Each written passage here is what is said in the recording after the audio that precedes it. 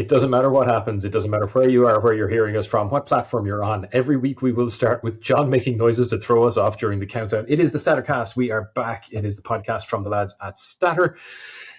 We are Statter Draft, fantasy football, but done better, and where everybody doesn't pick the same team. Apart from this week. Anyway, more on that later on. I am, as always, Jimmy, and I'm joined by our John, football expert, Gary, football expert, and Jimmy, gal with a spreadsheet. John, what's on the menu this week? Yeah, so do you know what? We've had a couple of weeks with no Premier League action. We've had 2 international weeks and an FA Cup weekend, so we're a bit low on Premier League content. So it's a great time to fill the gap. But also in the last couple of weeks, what has happened is Bernardo Silva has announced he's leaving his trophy-laden time at Man City. Mo Salah is also galloping off into the distance. And there's been a lot of talk, mainly around Mo Salah, because Bernardo Silva news is very recent, around do these guys make it into a Premier League all-time top 10 list? For me, the answer is no, but we're going to get into that. And then we're going to look at Gameweek 32 at the end, because obviously, this is business and this is the time of the season where it's all guns blazing. You either shit the bed, soil the sheets, or lift something shiny in 6 weeks' time. So we're going to look at the Gameweek 32. We'll look at run-ins next week and stuff like that. But right now, I want to look at our Premier League all-time top 10. So myself and Gary have both written an article each. Highly disagree with some parts on Gary's. We know that this is quite divisive, so we both kind of looked at this, to be fair, because we knew there was going to be differences. It was fairly. I suppose, just quickly, I have some honourable mentions I want to rattle through. Fellas who probably get forgotten about in the realms of Premier League football. I have Andy Cole on my list of honourable mentions, second leading goal scorer of all time, 0 penalties. Not one of them goals on his. So second leading goal scorer of all time, 0 penalties, disagreed with them, didn't think they should count, didn't take one in his career, refused. So imagine what he would have done. Also, single highest goal scoring season in an individual season also is Andy Cole, by the way. So this is a fella who, honourable mention, doesn't get the props that he deserves. I'm putting him in as an honourable mention. I had Mo Salah just out of my list in the 11th spot. When I show my top 10, you'll understand why I think Eric Cantona doesn't make my top 10. Another, We're going to get into that. We're going to get into that. That's not right, man. That's not right. It'll make sense when I go through who actually made it. But again, I think he just missed out. Dennis Bergkamp, David Silva, Harry Kane, prime Eden Hazard, Vincent Kompany, Sergio Aguero, Luis Suarez, Patrick Vieira, and N'Golo Kante. Not putting N'Golo Kante in my top 10 hurt my feelings. So those were my honourable mentions. Gary, do you want to rattle off some of your honourables? Yeah, I think there's a few there that I agree with your honourable mentions. Harry Kane will be kind of probably the most controversial one. Everyone will think, why is he not my top 10? He hasn't done it as long as Shearer and he left. It's as simple as that. But a couple of other ones, Bergkamp has, he's an honourable mention for multiple reasons. 3 Premier League titles, but that goal. Yeah. We know the one. That goal we know the one. Was enough to put him in there. A few other ones, though, that you didn't mention. Matt Letizia. Got to give him his props. He was fun to watch. He was fun to watch. He did stuff, and I said it in the article. The stuff you try to do in the schoolyard, he does on a football pitch. Yeah. I remember he was one of the earliest footballers I watched, and some of the stuff he was doing, it was almost because he was too fucking lazy to actually do the rest of the work. It was, you know what? I'll just have it from here because fuck you. Yeah, he was that good. Who else was on your... And another player in that, there are 2 other players that are on my honourable list. Juninho. Does everybody remember 1995 when Juninho just launched himself into the Premier League and started beating players for fun? Left, right, and centre, and everything. Middlesbrough's Juninho with the free kicks. He was insanely fun to watch. And actually probably the most fun player to watch. Him and a player called Georgie Kinkladze. If anybody can remember him and remember who he played for, props. Oh. Paolo Di Canio, that was the other one. Again, super, super fun to watch. I just think he was too controversial for his time. You put him in the Premier League 10 years beforehand, and he's Eric Cantona 2.0. He has that level of influence. I think what he was able to do again on a football pitch, the influence he had at Sheffield Wednesday and West Ham, was just huge. And I think if he was at a bigger club, he would have made a bigger difference. But because of the level of controversy that he brought with him, none of the top teams took him. So there's some of my other ones. Dennis Irwin would be another one. Fair. John, you had mentioned that Ronaldo Ashley also. Cole. You also had Cristiano Ronaldo in your honourable mentions. I did, because I I don't think Ronaldo doesn't make my top 10. Okay. Do we get into He doesn't this? make my top 10. We can get into that, but I don't think he makes that top 10. Dennis Irwin makes my honourable mentions, though. You mentioned Ashley Cole is the best left back to ever do it in the Premier League. Dennis Irwin's the best fullback, right or left. I don't care. I would agree with that. He was, do you know what? Fair. He was unreal. There's a few of my honourable mentions. There are more there, but both of you had so many honourable mentions that play for Arsenal. Like, Arsenal, who are just like almost there. But they have players who were there. You see, previously they were. I know, yeah. Yeah. The honourable mentions are interesting because they're like, me, I look at numbers, I look at stats, and they're a much broader field in terms of time frame than where we ended on top 10s, because both of your top 10s are remarkably similar, and that's not a bad thing. It shows that like there's some stuff here that just can't be argued with. But I do think it's interesting that even our all-time lists lack defenders for the most part. It's Adams and Irwin, and these boys are the guys who don't quite get there. But yeah, let's talk top 10s, eh? Right. Just before we do, just on the defenders. I'll rattle off my 10 to 6, and then we can look at our top 5s. So we'll both go our 10 to 6, and then look at our top 5s. So in 10th for me, this is my list. 10th for me was the eternal flame of Old Trafford, Mr. Ryan Giggs. So if I was to go by my list, Salah was getting in at 11th, and the reason why I'm looking at these guys ahead. So Ryan Giggs' numbers: 632 appearances, 109 goals, 162 assists, 13 Premier League titles, most Premier League titles of all time, 2 Champions Leagues, 4 FA Cups, 3 League Cups, 22 consecutive seasons, scored in 21 of 22 seasons, PFA Young Player of the Year 92 and 93, and the Premier League's first big star. He probably should be higher. He probably should have been the guy who was first inducted into the Premier League Hall of Fame rather than third, which is what he got. Like, he is the poster boy of the original Premier League. Notwithstanding whatever his off the pitch bullshit and the stuff that he's done and stuff like that, because that's arsehole shite and we don't need to get into that. But in terms of his Premier Leagues, more titles than anybody, high appearances, all-time assist record. How would you argue with him being in the top 10? So he's 10th for me. You can't. The only argument I have is he should be higher, as you mentioned. He should be higher. Okay, fair. So ahead of him, I put Cristiano Ronaldo. 236 appearances, 103 goals, 37 assists, 3 consecutive Premier League titles. One of the first players to do that. 84 goals in his first spell at Man United. Won a Ballon d'Or. Went to Madrid in a record transfer. First player to win the PFA Young Player and Player of the Year award in the same season. First time that was done. And literally over that 3-year period, so his first 2 years at United, fine, but the 3 years he got better, and left the league as the best player of the league in terms of a single season. PFA Young Player, PFA Player, Ballon d'Or, League, Champions League. Like, he has to be on the list. I don't understand, Gary, how he didn't get in it beyond an honourable mention. So he was 9th for me. 8th for me was Frank Lampard, the midfield goal machine. 609 appearances, 177 goals, 102 assists, 3 Premier League titles. 4th all-time on the assist, 4th all-time for assists, most ever goals by a midfielder, 3 Premier League titles, Champions League titles, 4 FA Cups, FIFA World Footballer of the Year 2025, Ballon d'Or runner-up 2025, and the only midfielder to score over 150 goals in the Premier League. He gets 8. Like, these lists are nuts.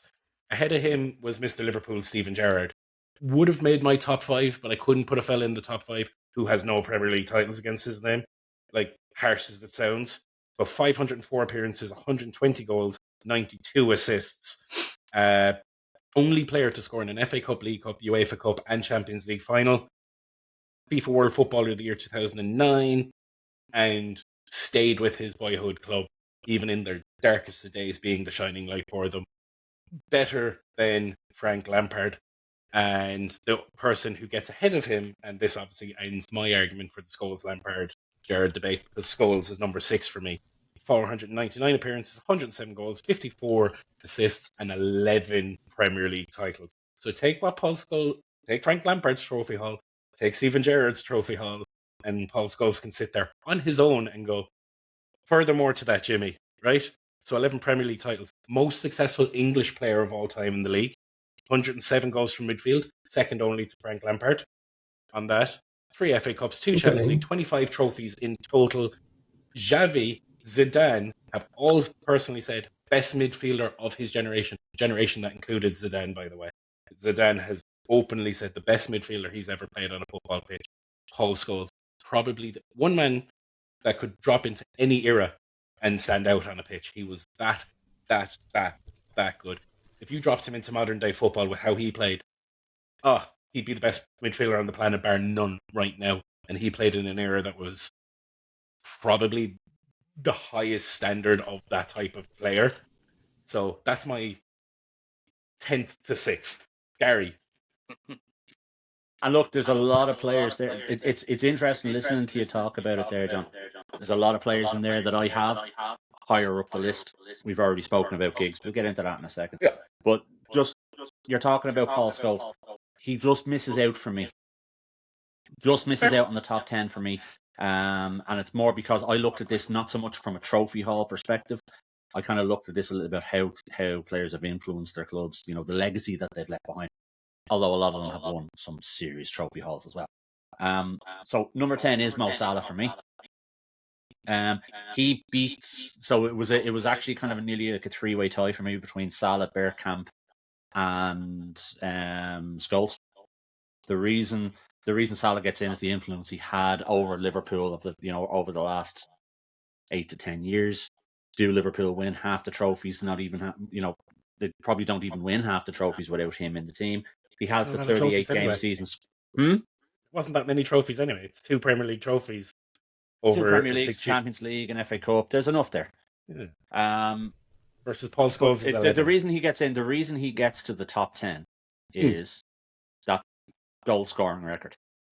Breaking the 38 game scoring record, he's won multiple golden boots, and he's done it without playing a traditional number 9 role, which is where the likes of Cole, Shearer, etc. That's where they got their goals from. So he's number 10 for me. Number 9 for me, and I know you're going to disagree with this, is Wayne Rooney. Shocking! I am disgusted, appalled, horrified. Oh, I look. He was a phenomenal player, but you've got to take into account the team he was in at the time and his success. The success. Look at the look of shock on John's face. I'm going to let it go because we both know where he places on my list, and I will wax lyrical when the time fucking comes. You do that. You do that. This is my time. Gary's onto something here, because I hate to point this out, but technically speaking, 5 of your 10 played in the same fucking team. So yes, Rooney did benefit from who he had behind him. And not only that, but I think it's why Scholes gets overlooked, Gary, because look who he had playing around him. There's a little bit of that as well. I mean, if you look at the team he had, if you look at the most successful players in the league, look at the team. 5 of them on the one team at the one time. But they're all part of the most successful team that ever played in the Premier League, right? Ronaldo was in that team. Tevez was in that team. Scholes was in that team. Rooney. I can get Van der Sar, Ferdinand. That team were an absolute machine. That wasn't down to Rooney's individual brilliance week in, week out. Yes, he did. No, hang on a second, John. Wait, I'll hold. Week in, week out, I'm talking about. I'm not saying he didn't have moments of brilliance. He absolutely did. I can't argue that. And he was a phenomenal player, which is why he makes the top 10. But does he make further than 9? No, and that is because of the players who are ahead of him. If you look, so for number 8 for me is Kevin De Bruyne. Fair. Yeah. Again, should probably be similar to what you said about Giggs. Probably should be higher up the list.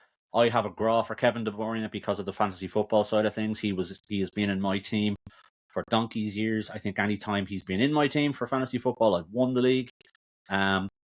His assist numbers season after season are absolutely elite. He's won multiple Premier Leagues, as we've spoken about before, and he's the fulcrum of that Guardiola revolution. I think he is the one who drove that more than any other player during that really successful time. But he makes it in as number 8, and again, it's because of who's ahead of him. Number 7 is Frank Lampard. I think you had him at 8, John, if I remember I rightly. did. So we're probably aligned on that one. And it's all about it's all about the goals and assists from midfield. Yeah. Like, that is elite forward levels of numbers. It's 177 goals, over 100 assists. If you've got a centre forward doing that across their career, you're looking at him going, yeah, he was pretty elite. To do it from midfield, absolutely phenomenal. But he only makes 7. Number 6 is Alan Shearer.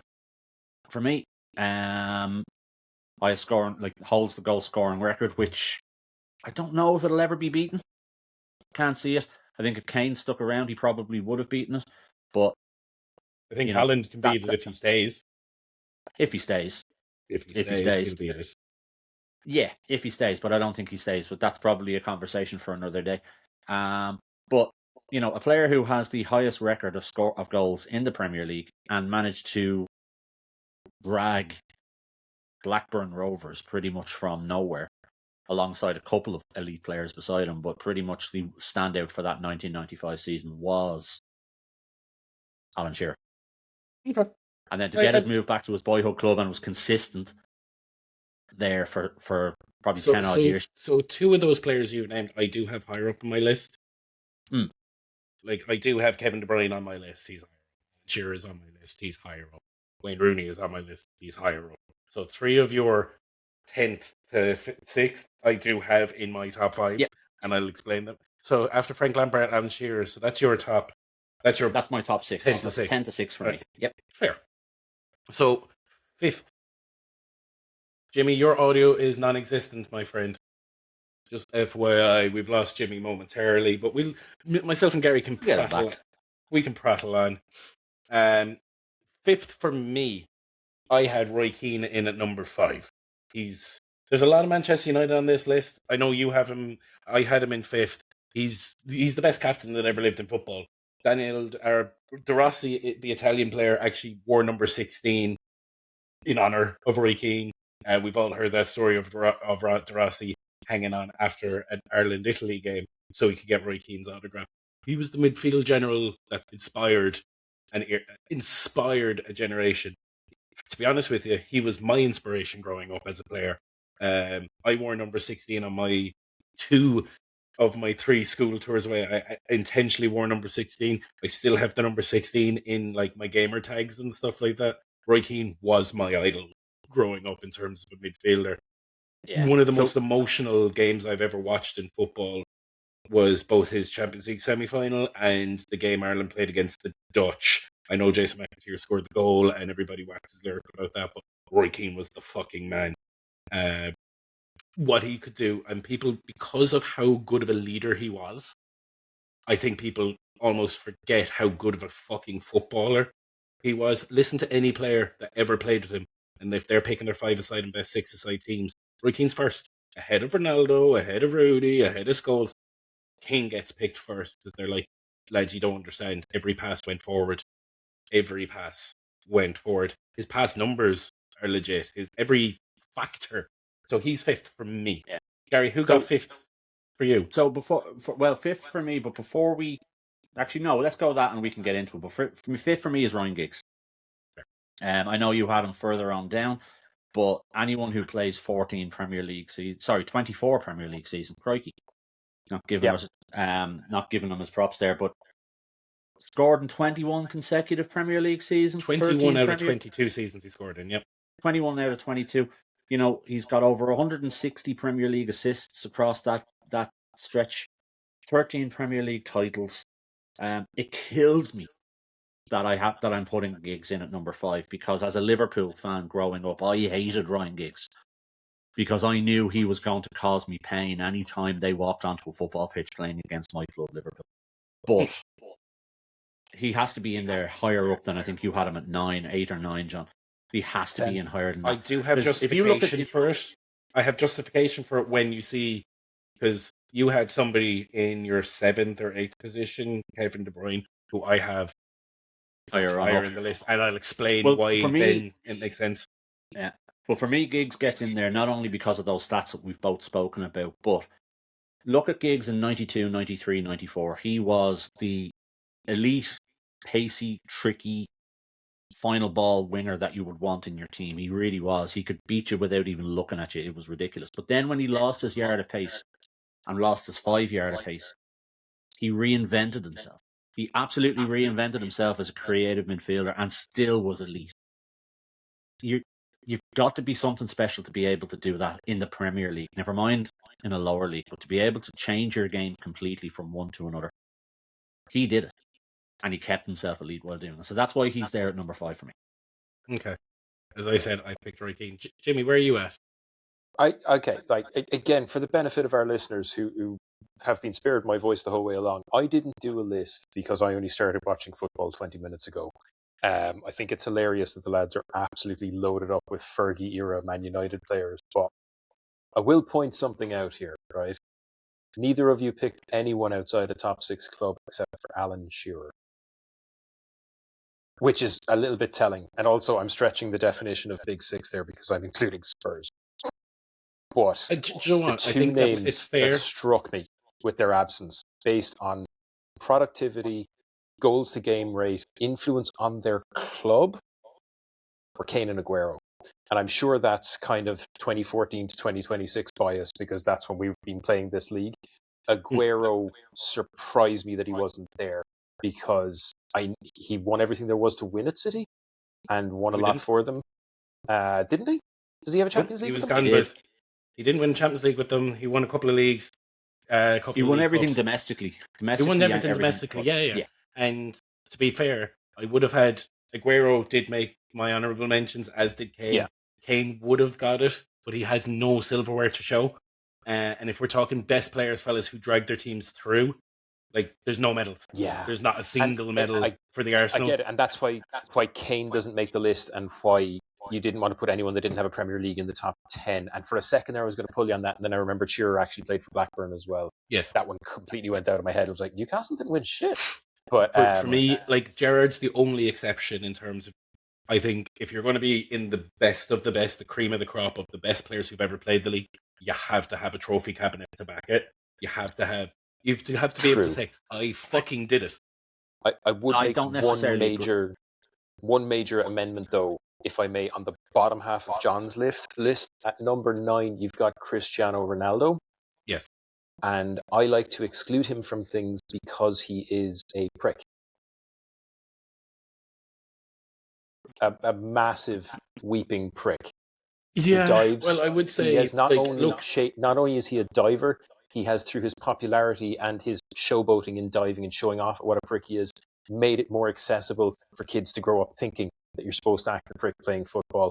And I think to this day, he has probably been the most negative influence on footballer behaviour in terms of a role model misbehaving on and off the pitch and portraying himself as a shiny golden role model. And I hope he always stubs his toe and steps on Lego. And I don't like him, and I don't think he should be involved in anything. In fact, to be honest with you, both of you left John Terry out because of off-the-pitch antics. I'm not going to go there, but Ronaldo's are worse. Carry on. Ronaldo's one of the 3 best footballers who ever lived. Still hate him. Fair. I think, as I said, 3 consecutive league titles, one of the first groups of players to do that. Like, a three-peat wasn't done before that. And accomplished. I just don't like him. Yeah, that's all. You don't have to like him, but I think he had to go in the top 10 because of what he did in the Premier League, 5 seasons. Anyway, so just to recap, I had in 10th. I had 10th was Giggs, 9th was Ronaldo, 8th Lampard, 7th Gerrard, 6th Scholes, 5th Roy Keane, and Gary, yours was so far? So from 10 to 5, we had Salah, Wayne Rooney at 9, Kevin De Bruyne at 8, Frank Lampard at 7, Alan Shearer at 6, and at number 5 was Ryan Giggs. Fair. Now we're getting into the meaty zone. We're looking at our top 4s. We're looking at the podiums and the one that missed out. So for 4th for me, I actually did have Alan Shearer. I had him in 4th. 441 appearances, 260 goals, 23 assists, 1 Premier League title. He's the yardstick that every forward who's ever played in the Premier League is measured by. And if you're the best goal scorer in the best league in the world, it's the league we can't be left out. You can't be left out. It's a fair position. And he didn't play in the best team. Remember, he had the opportunity to go to that Alex Ferguson Man United, did those numbers with his boyhood club. If he went to Bergie's Man United at that time, I reckon you can put another 30 to 40 goals on that total. So he'd have broken 300. So he put up those numbers in a upper echelon. He would have done that with a modern day equivalent, doing that with Aston Villa, with a Fulham. Modern day Newcastle, probably, actually, to be fair. Actually, Newcastle, yeah. Maybe even Chelsea, the team that's around it, but never actually doing it. Yeah. But this leads back to the argument of why Aguero is not in it. I mean, you've just mentioned there that Shearer is the yardstick, and he did it without being at an elite club. Aguero did it at an elite club. Ronaldo did it at an elite club. So if you put for me, if you're looking at top level strikers and you put them into a club like a Villa or a Newcastle or a Chelsea, would they produce the same level of numbers? I'm not sure whether Ronaldo back then would, and I'm not sure whether Aguero would. I don't know. I bloody know Alan Shearer would because Alan Shearer did it. Well, just to wax lyrical on him a bit more, right? So 260 Premier League goals, all-time record, not even close. Next to him is Andy Cole, who got on my honourable mentions. 3 consecutive Golden Boots. 5 times Premier League Player of the Month. One of the few who's got 5 or more of them. Very few have actually won 5 or more of them. He won the Euro 96 Golden Boot in an England team that won fuck all. Which wonderful. PFA Young Player of the Year. FIFA Footballer of the Year 94. And he did all of this with his boyhood club. I think he had... Gary, I know you put him in. This is why I'm putting him in my top 5. The numbers. Honestly, I think I had him at 6, to be fair. So we're there or thereabouts, to be fair, with the Give him his due. You missed the most impressive thing he did. Before all that, he got a fucking Premier League title out of Blackburn. Yes. And there you go. Okay, Shearer and Sutton, blah, blah, blah. And Tim Flowers was good in the state. That was his title. Yes. That was a one-man march that season. You know what I mean? And that's why he's in my top. Didn't he? Gary, who's your fourth? Jimmy, just before we just fact check me on something, Jimmy. I think Shearer was the top scorer for Southampton the year before he moved to Blackburn, which would have been 1992, and that saved them from relegation. Yes. So I think he's done it. I don't think he was top scorer. Was there not an overlap there between him? Overlap between him and Tizier would have kept him off the top spot. He did something at Southampton. Yeah. So for me, he's done it at both ends of the table, which is another reason why he makes the list. But for me, number 4, it's Steven Gerrard. And everyone's going to be really shocked that I don't have him in my top 3. But you do need to take into account no Premier League title. Now, I know he came very, very close on 2 occasions, and we won't speak about the slip other than just to mention that it happened. But Liverpool, I know. It pains me to say it. It really does. The only man I know with more battle than Mikel Arteta. Hey! Look, if a moment costs you a league, then you had already lost the league. Jimmy, I don't know if you remember how iconic this was. Liverpool were steamrolling it, and then over the course of 3 weeks, they went from... It would be like Arsenal now losing 4 games on the bounce. You can't say it's just because of that, but it started a chain reaction of a lot of things that caused Liverpool. It was the start of the downfall, and you've always got to look at when it started, and that's when it started. Yeah. So that's why he's not in my top 3, but he does make the top 4 for a number of reasons. He was playing in a very, very average Liverpool team, with the exception of Alonso at some point, Suarez at some point, Torres at some point. Those 4 players were never in the same team at the same time, right? So Gerrard always had one elite player beside him, unlike Ronaldo, who generally had 3 or 4, unlike Scholes, who generally had 3 or 4. Gerrard dragged an above average team nearly to the brink of 2 Premier League titles.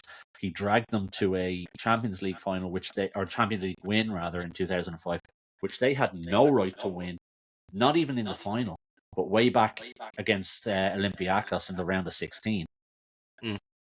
Look at that game, and you want to talk about a captain's performance of Roy Keane versus Juventus in a Champions League semi-final, which I would give you is the best individual performance ever. But if you want to look at a performance that actually kind of goes close to it, look at Gerrard against Olympiacos in late 2004 and look at Gerrard against AC Milan in 2005 Champions League final. And you will see how good of a captain and as good as a player as he was. Domestically, look at the final against West Ham. I can't think of any other player who has an FA Cup final named after him. That FA Cup final is called the Gerrard final for a reason.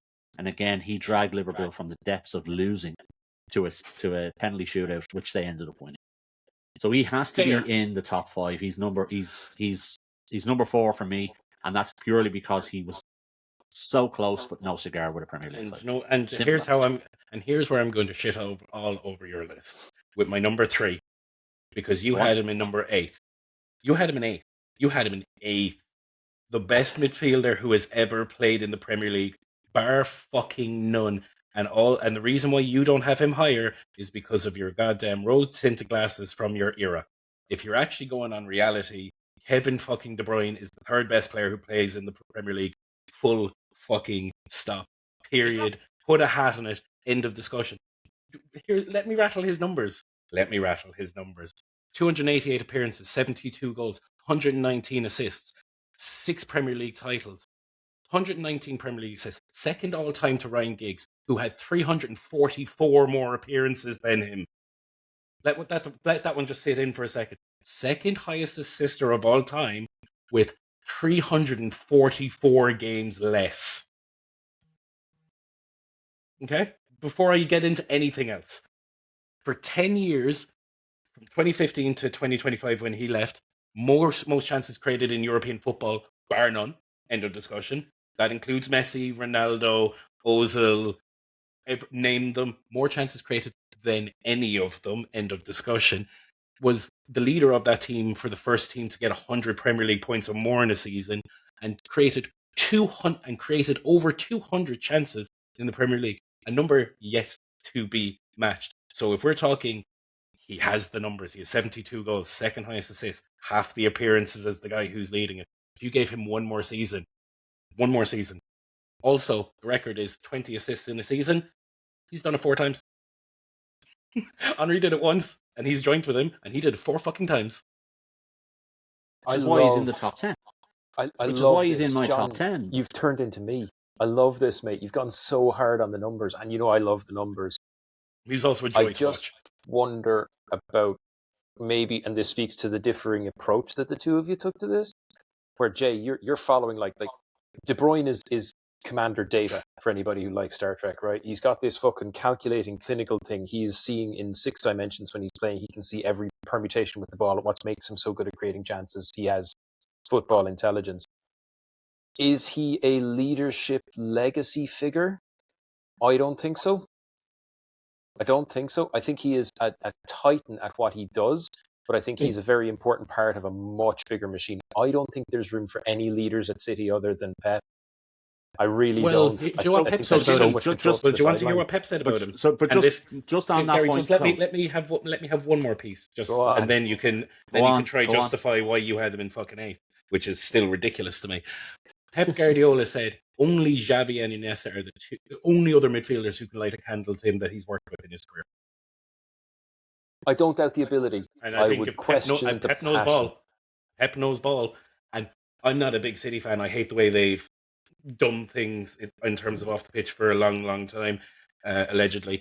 But in terms of, if you're talking about, like you had Steven Gerrard for, Kevin De Bruyne's titles, shit on him. His numbers, shit on him. His goal output, his assist output. There's not a metric where he doesn't beat Scholes, Lampard, Gerrard, Yaya Toure, and you have 2 of the 3 of them. You have all 3 of them higher than him, and there isn't a metric that he doesn't lose out on.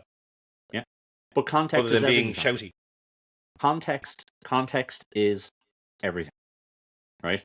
You're putting Kevin De Bruyne in probably like one of the most dominant teams to ever play in the Premier League, and you're talking about the stats that he rocks up. If you were dominant because of how good he was. Hang on a second, John. You've had your minute. Now you can stay quiet and listen to me for a second, right? If you put Steven Gerrard, I knew this was going to get feisty. It'll get feistier in a few minutes. Don't worry. if you put Steven Gerrard, Frank Lampard, Ryan Giggs, right? Any one of those three players at their peak, which De Bruyne was during his time at City, put them into that same City team and they shit all over what De Bruyne does. No. They absolutely do. They don't. They absolutely do. They don't. Gerrard's passing, Steven Gerrard's passing range was just as elite as Kevin De Bruyne's. He was a better leader on the pitch than Kevin De Bruyne was. Giggs' creativity and match awareness was better than Kevin De Bruyne's was, right? It absolutely was. I'm looking at the stats, and you're saying that if you look at the goals and assists, the goal contributions, or goal contributions, or anything that kind of goals and assists per game, it's 0.7 for Kevin De Bruyne over the course of his career. Do you know who has 0.61 and isn't even on any of our lists? Bruno Fernandes. Bruno, if he stays as long as Kevin De Bruyne did, could potentially get to that level of goals or assists. He won't get the same level of assists and whatnot, but he's a very, very, very close comparison to KDB. I love De Bruyne. Don't get me wrong. I've said it already on this podcast here tonight. I love the guy. He does not deserve to be any higher than 8 because he did it in a team with superstars. I would argue that they were super. My counter argument would be, when you're creating that many chances, when you have that many assists, when you're that close to the best assister in Premier League's history, and he had the freedom to do it, John. They were that dominant because he was that good. But he had the freedom to do it.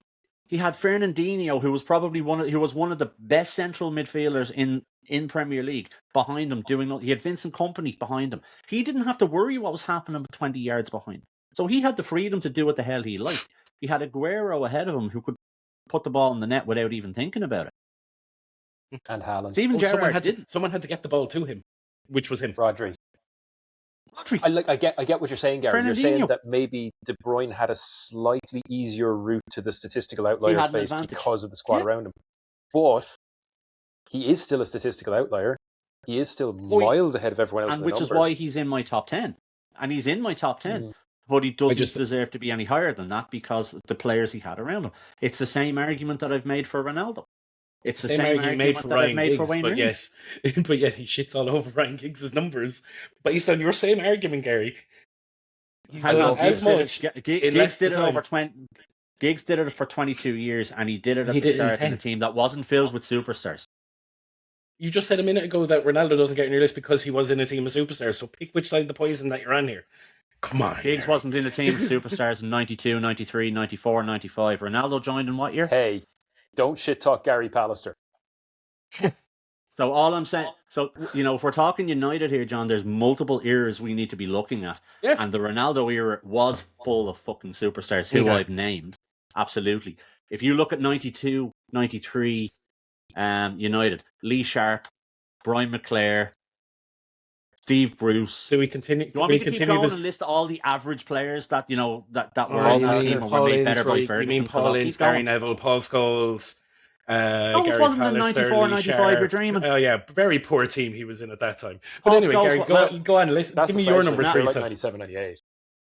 No, they there, the class of 97, 98. They were called the class of 92 for a reason. Picking players. You're cherry picking players. Class of 92. That was the squad he's literally talking about. Was the class of 92 is when the Premier League started. Parker, Ince, someone who shall remain nameless because he's about to appear, Baby Keane, Schmeichel in goals with a little bit of Gary Walsh. I know my shit in the 90s, son. Only United. But Neville, Butt, Scholes, they all arrived later. They're the replacements as those guys die off. 95, Beckham arrived. It was 1995, I think, or 1997 rather, when Beckham scored that goal from the halfway line, if I remember rightly. And fact check me on that.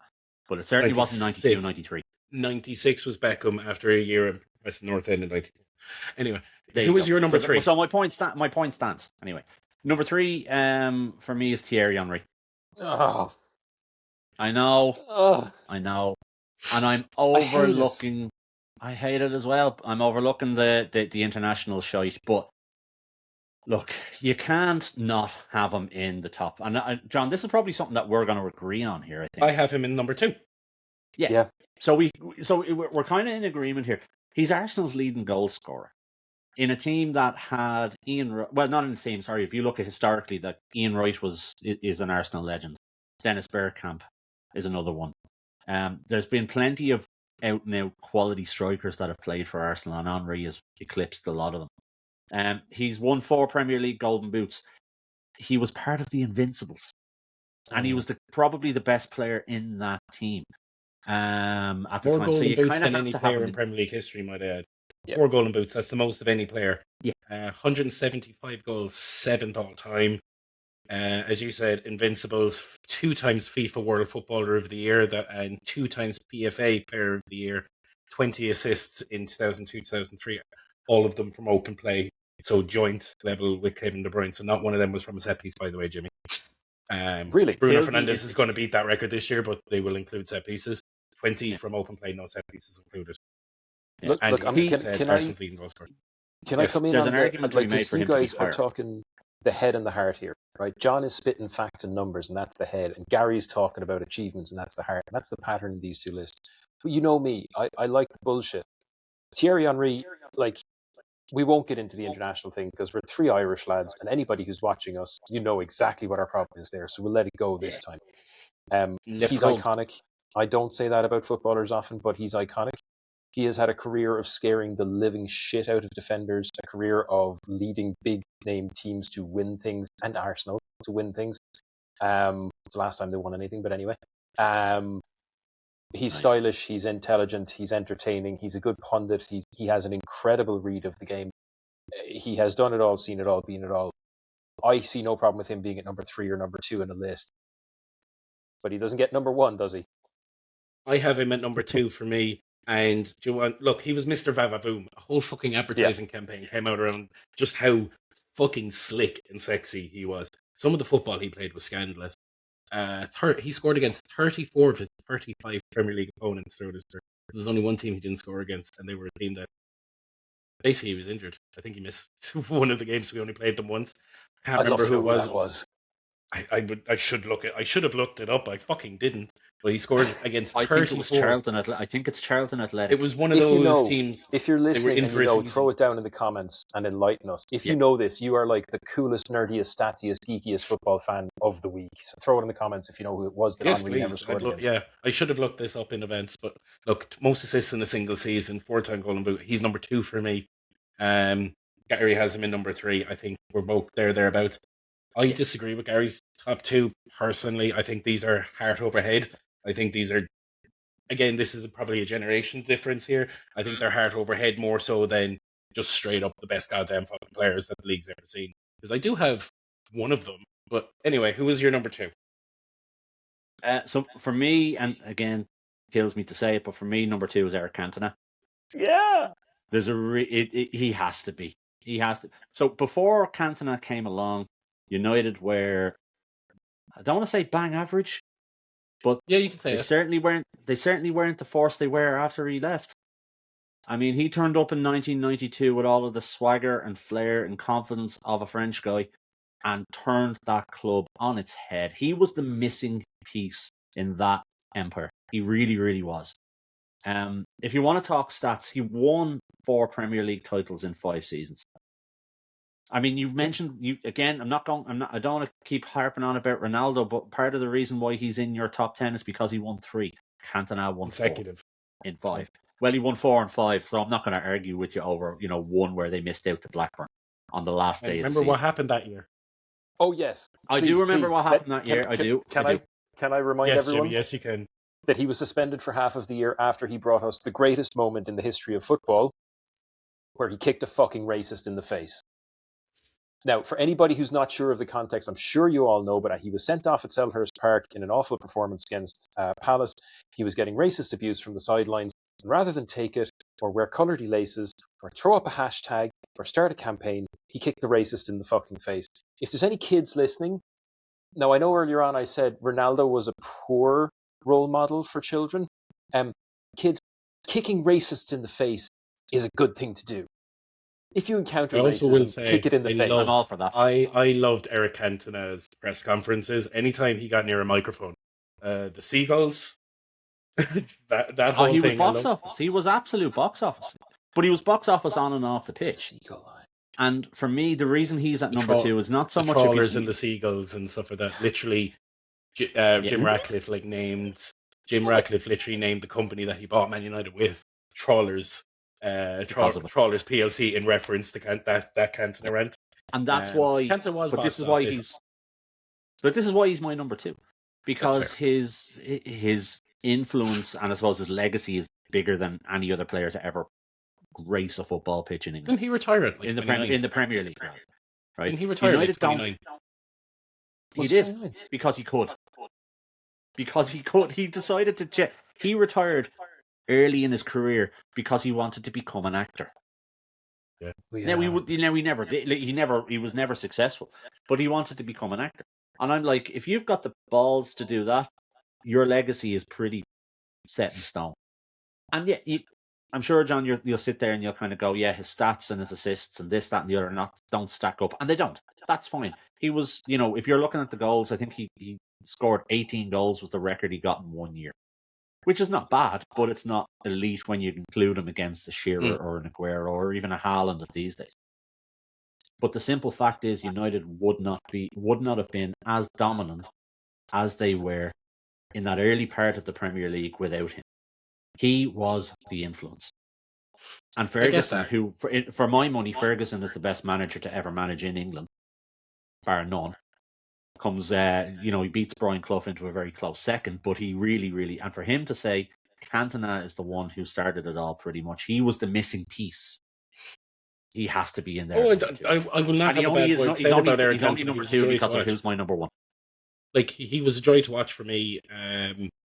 Like, he didn't make my top 10. Just about.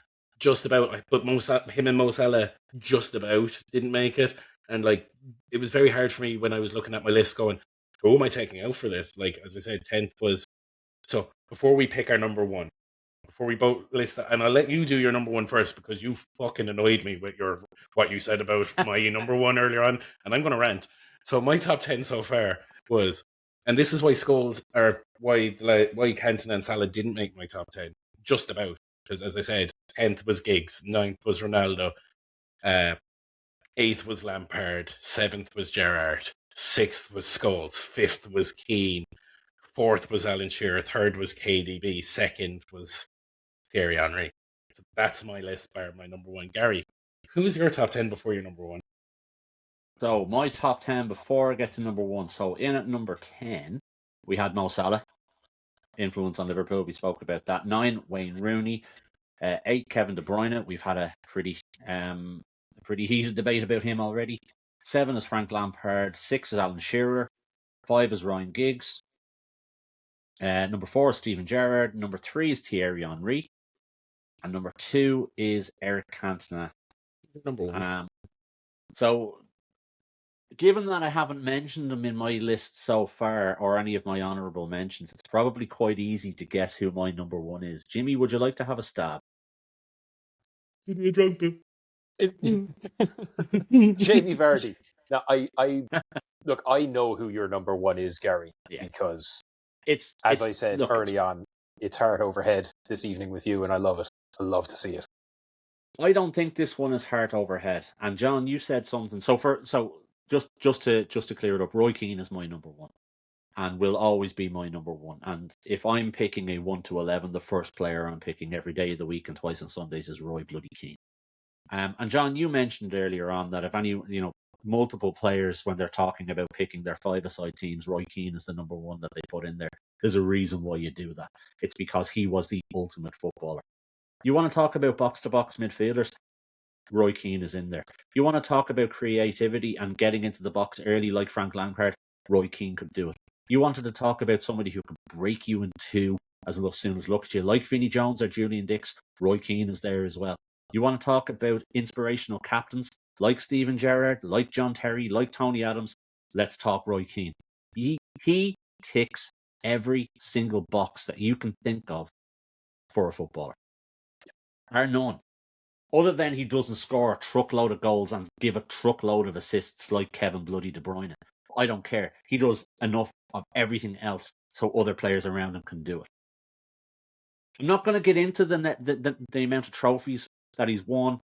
I'm not even, there's no need to. Because there's enough plaudits out there going, Roy Keane, the best ever.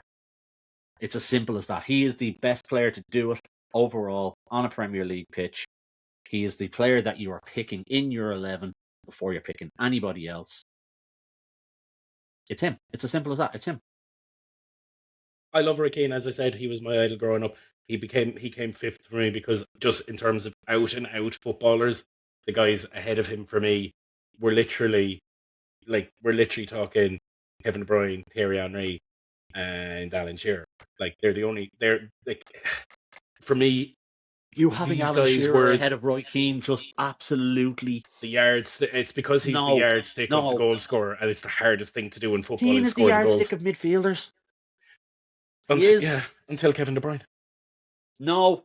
And I Kevin hate De saying Bruyne that was because great Roy at goals Keane and was my assists. fucking idol, and he's the greatest Irish player who ever lived. And if he was playing now, he'd be in the conversations of the echelons right now in terms of what Harry Kane is for England, what Ronaldo was for fucking Portugal in terms of these iconic players.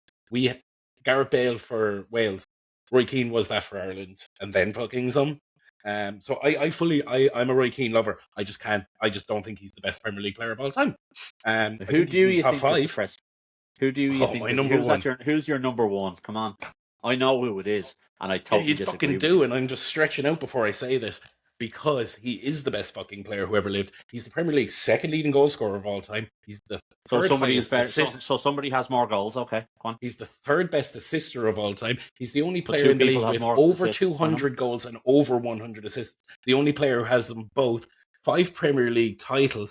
He was sex appeal. He was raw. He was uncultured. He was street football and fucking magic all rolled into one. There's never been a player like him. He's the standout greatest Premier League player there ever was, and he gets measured with a different fucking yardstick because the stuff that he did on a standard Sunday, everybody else dreamed of. You want a goal from the halfway line? Oh God, I get one in my career. Yeah, I did it 10 times. Fuck you. Greatest goal in the Premier League, overhead kick. Yeah, did it 3 or 4 times. Meh. Won hat-tricks. Only Aguero has more hat-tricks than him. And he did all this, finished as many United leading goal scorer of all time, the most successful team in the Premier League, and finished as their highest goal scorer ever. Finished his career as England's highest goal scorer ever. And guess what? He spent 8 years of his career not playing as a centre forward to accommodate the greatest team that was in the thing. He was that good that he was that good in every fucking game for the whole duration of his career. And he gets measured by a different yardstick because he wasn't fucking slick and sexy. He was a machine. He could do the tricks. He could do the flicks. They even made a fucking TV show for him because he was just that crazy good. It's Wayne Rooney. It's fucking Wayne Rooney. Like his goal against Everton, his goal against West Ham from the halfway line, he did it multiple times. If you wanted a fella who'd run 50 yards, bust a fella for a tackle, that assist for Van Persie is the most iconic assist in the Premier League. His goal against Man City is the most iconic goal in the Premier League.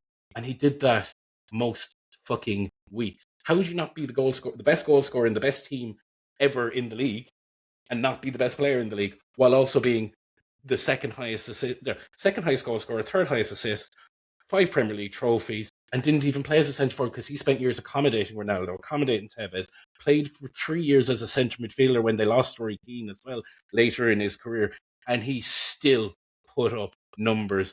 He was just spectacular. And Skinhead Rooney is the greatest thing I've ever seen. Skinhead Rooney, that 2004, that goal against Newcastle where he basically was in the middle of an argument with a referee and thunder cunted it just to tell the referee, go fuck yourself. Like, there's never been a player I've watched other than Wayne Rooney where I've just gone, holy fucking shit, you just do things and nobody can stop you. And he was the best player on the pitch, no matter where he played. You could play him at centre-back, he'd still be the best player on the pitch. End of discussion. There can't be any other option here. I know you have him in 9th and it baffles me. Well, it's the same argument that I've had with you about Cantona, how I have him in 2nd and you don't even have him on your list. And look, I can't argue with you. Rooney was exceptional on the pitch. He really, really was, and he put up elite numbers. But it's purely, and I've been saying this all night, it's down to legacy and it's down to influence in the team. Legacy? He's Man United's leading goal scorer, Bobby fucking Charlton. What legacy do you want? Which is why he makes my top 10 and Ronaldo and Scholes don't. He's the only player with over 200 goals and over. So if I'm picking from that era, from that United era, right? Rooney is by far and away the best out of that era, absolutely. But again, it's part of a really, really dominant team. It's a similar argument that I've made about Kevin De Bruyne. It's about he was within a dominant team with players around him, which did help him to excel. Now, he was better than everybody else in that team. I'll give you that, absolutely. And that's why he did things on a football pitch again that you'd look at and go, holy shit. Fine. There's absolutely, one player in Premier League history with over 200 goals and over 100 assists. There's one. He stands alone. Over 200 goals, over 100 assists. He's the only player who's ever done that. Like, if you want to talk influence on a game, that's it. I'm not talking influence on a game. I'm talking legacy here. I'm talking legacy. Legacy. And United's leading goal scorer of all time. 5 Premier League titles. Like, I love shooting John down. And I love the approach you took with this, Les Gary, because it was much closer to where I would have gone. But I am finding it very, very hard to argue with Wayne Rooney's breadth of skill, return in numbers, length of career, ability to do it at shitty Everton as well as big, massive Man United. No, hang on. He didn't do it at shitty Everton. He scored one wonder goal and got his move. He went 25 goals in 2 seasons, didn't he? Yeah. Afterwards, fine. But he didn't. He was like 12. He didn't like. His first game at 16 years of age, he stood up to Sol Campbell and David Seaman at 16 and just went, "You're not as good as me, give me the ball." Blew over Sol Campbell in his first touch of a Premier League football, and then top-binded over top 5 goalkeeper of all time, and that was his introduction to the league.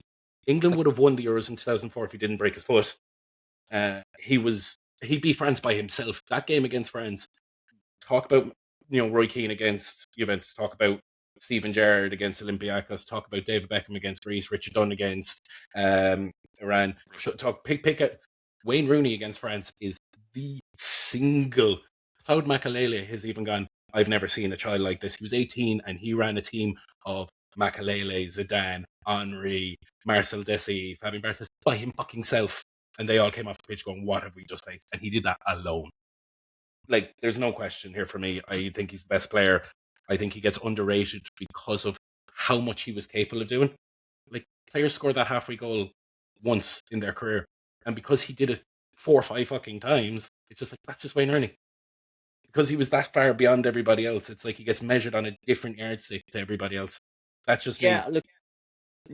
Look, I'll concede he probably should be higher up my list than 9th, 8th or 9th. I think I have him in. That's fine. He does make my top 10. He easily makes my top 10. Should he be higher?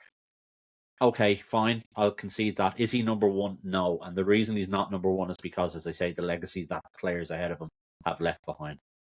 And the influence that they have had on their clubs more than Wayne Rooney had. Rooney was part of an elite squad and an elite setup there under Ferguson.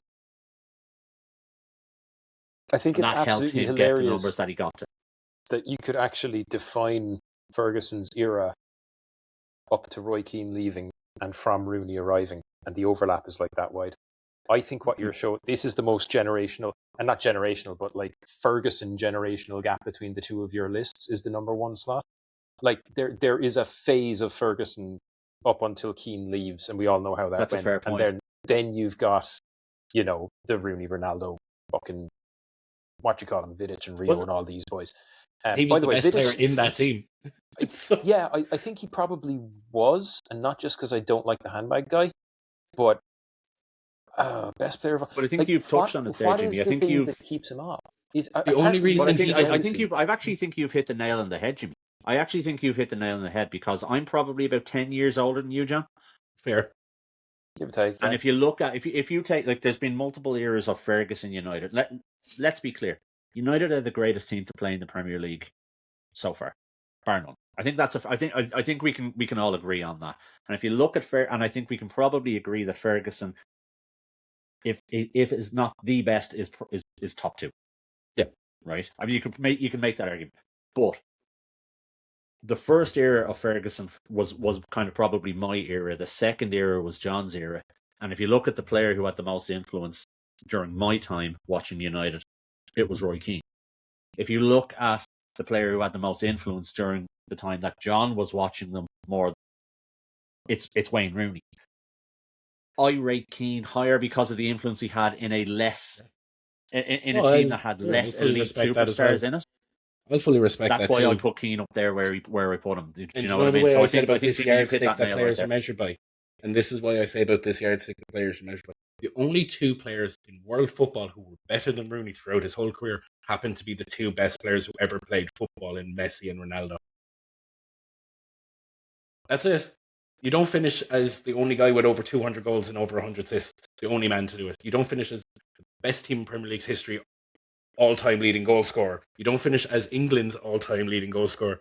You don't go back to your boyhood club and score 3 hat-tricks in 2 years in your mid-30s and not be the best player that there was.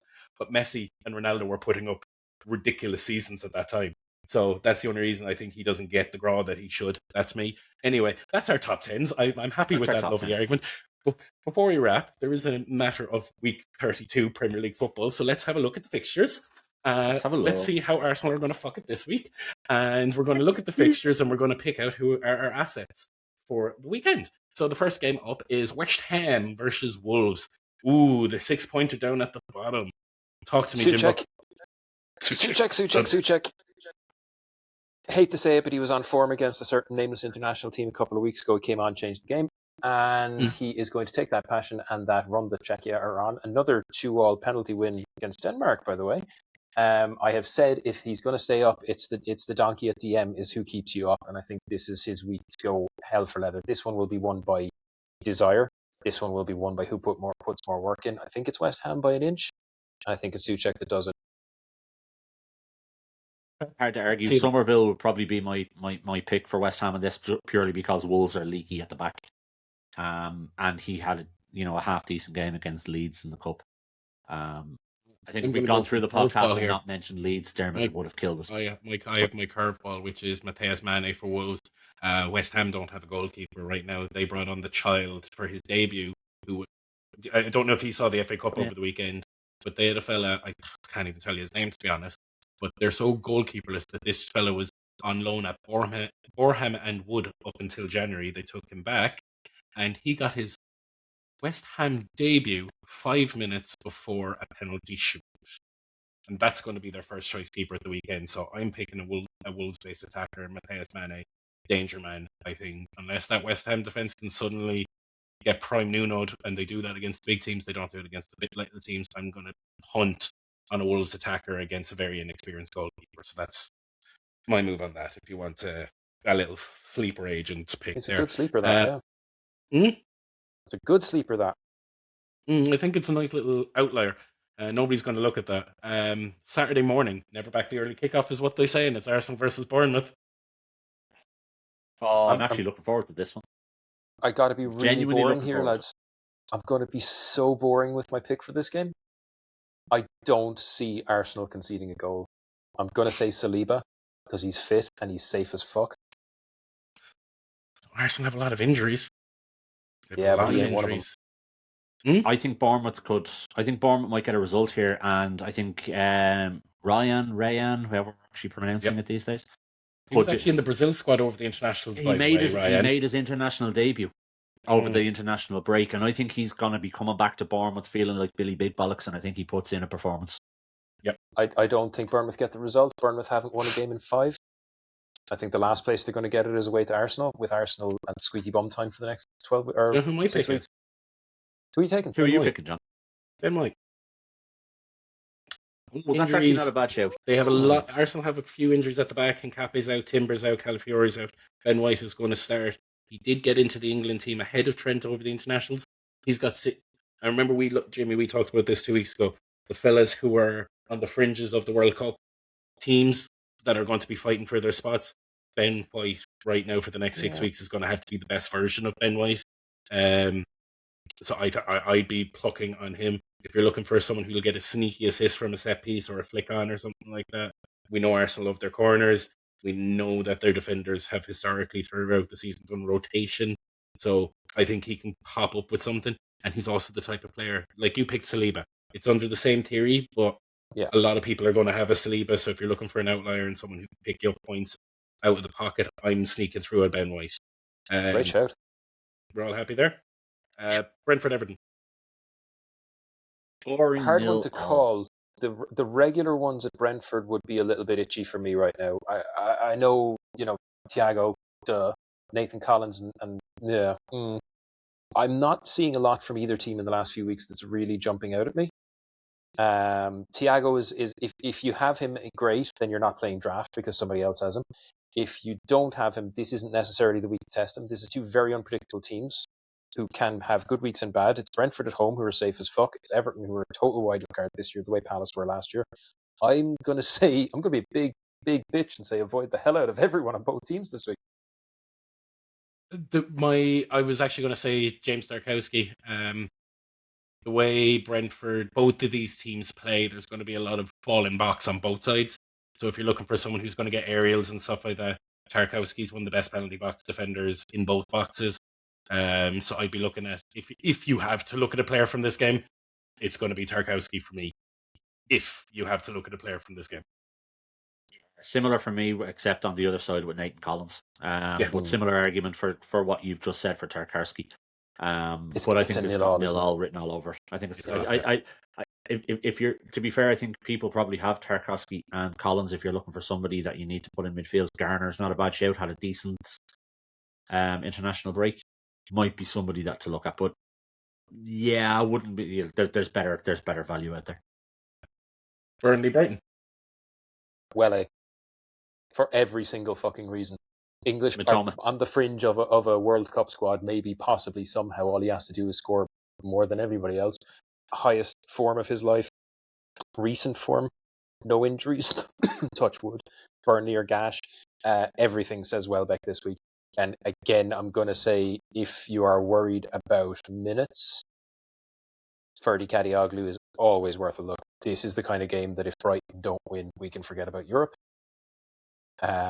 So it's all or nothing. Those would be the same two players I'd be looking at. I wouldn't have any other opinions on that. Those would be the exact same two. Gary, Matoma would probably be the only one I'd throw in there. If he starts to come back to form, yeah, but it hasn't really happened yet. I think he's saving himself. He was decent for Japan during the World Cup. Yeah, he was back over the internationals. He was excellent against England. I reckon he's wrapping himself. To be honest, I would stay away from him. I think he's going to be one of those. He might be because he's so instrumental to his country. I think he's going to be sick now for the next 6 weeks so that he can give his best. Imagine what he should be in Japan. I'll give you that. Yeah, I think Welbeck's a great shout. Kadioglu's a solid shout. Liverpool Fulham, so easy 3 points for Fulham this weekend. Probably, considering what happened at the weekend. I actually don't see outside of Ekitike. And even at that, I'm wondering whether or not you pick him for the same reasons that you've just mentioned about Matoma. I wonder whether or not he's going to wrap himself in cotton wool for the next 6 weeks. I think a lot of players will probably do that. So I actually would avoid everybody from Liverpool right now, to be perfectly honest with you. I think it's very possible by the time this game rocks around that Liverpool don't have a manager. It's actually seeming very possible. Actually, that's very, very possible. A lot of it will depend on, is it Tuesday or Wednesday? When it's Wednesday night, Liverpool have PSG away, and I actually think Fulham have a chance in this game because I think Fulham win this game. I think Fulham win this because game. You've played last weekend, you've played midweek. Fulham have been off.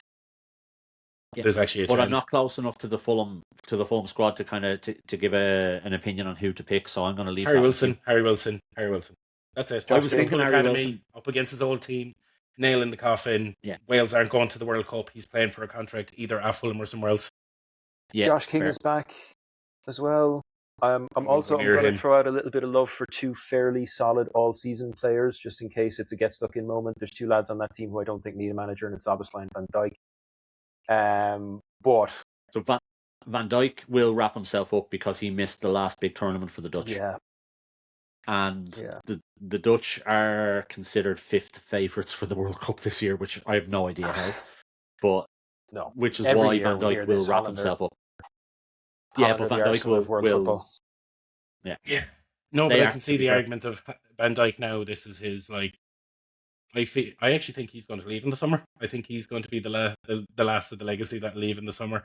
I could see him going back to Holland after the World Cup just for, or he could go to Italy and prolong his career at a Juve or something. I could see him following Salah out the door, and that's the legacy era of Klopp done and dusted. Yeah, I think you're right. So I think he'll go to Celtic, but I think he's going to wrap himself up for the World Cup, so he can. That's his this is his last World Cup for his country, and it's their best chance to actually do something.